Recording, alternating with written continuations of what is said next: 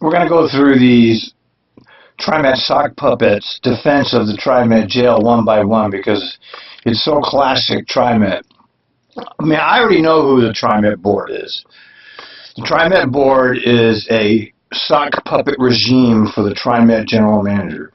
And people need to understand that the Trimet system was set up specifically to avoid public accountability. They knew what they were doing when they put it in charge of the governor who's in Salem. It's not even in Portland.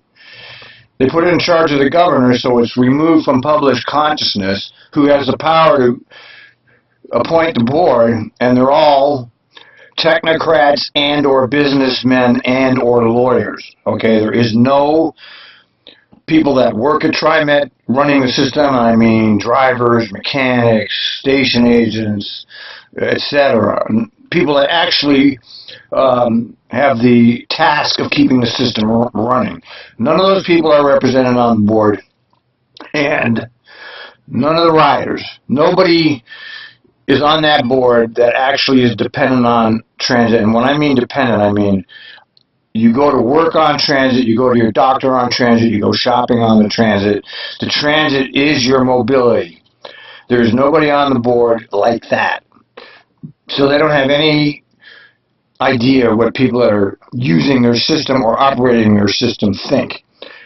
So right there you know that the board has no use to anybody. It's a patronage board, and the reason for the board is to protect the revenue stream. Trimet has a tax revenue stream, and this is fundamental to all of government. Okay, that revenue stream goes to the people that they want it to. Do you understand? It's a protected revenue stream. And the persons they put in charge of that, the so-called general managers, function responsible to the corporatocracy, and the corporatocracy, of course, is responsible to the oligarchy. So the riders and the operators are completely left out of this equation. It's all about the money. You follow the money. Most of the money does not go to operations. They make it sound like that but all the money they get, all those grants they get, and budgets and bonds and all the rest of it goes to the goddamn capital projects cronyism. That's what it is. I call it what it is.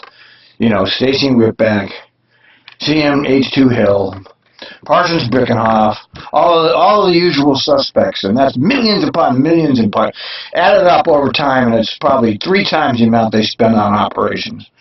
So you need to understand who they are. They're not going to listen to the public. They'll do everything they can to keep the public at bay. That's their role, is to keep the public at bay. They don't want the public annoying them. They don't want the public getting involved. That's why they set it up like this. All right? So when you get that understood, you can talk about Trimet. And Trimet can do what it wants. It's completely unaccountable. It's completely unaccountable, like President Trump, who can do whatever he wants and say whatever he wants, and he can do it because he can do it. You know, he's not accountable. Governor Brown, she can do whatever. There's no accountability. Wheeler, all the way to McFarland, all of these institutions are unaccountable to us. They're all people protecting revenue streams.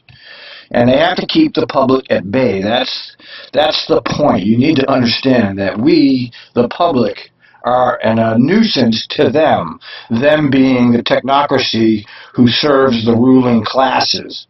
All right, and they want to keep us at bay. Now, when you get that understood, you can understand the Trimet board meetings. Until you get that through your head, that the public has no role in any of this, you're wasting your time watching the board, because you need to understand the fundamental structure of the board.